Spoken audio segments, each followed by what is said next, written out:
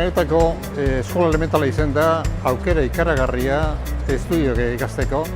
Ez bakarrik bertan ikasi nuena oso interesgarri izan zen benetako lanian hasteko eta lanian jarraitzeko.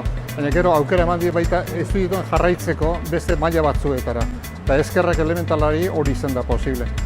13 urtekin orduan aukera gitxi geuken estudioak egiteko, da eskola espalitz izan, ni 14 urtekin lanian hasiko nintzen, da hor jarraituko nuen, langilea eta hona aukera eman dit, jarraitzeko beste bide batzuk, beste urros batzuk emateko bizitzan. Eskola elementala eta lanbide heziketak azken baten izan die, Euskal Herriko industriak sortu duenak. Ergaran, eskola elementala zen espalitz, fabrika asko litzake izango. Hemen sortu ziren, zerraje izan ezik, zerrajeri aurrekoa da, baina gero handik ondoren sortu ziren tailerrak eta fabrika guztiak eskolateko ikasleek egindakoa izan dira.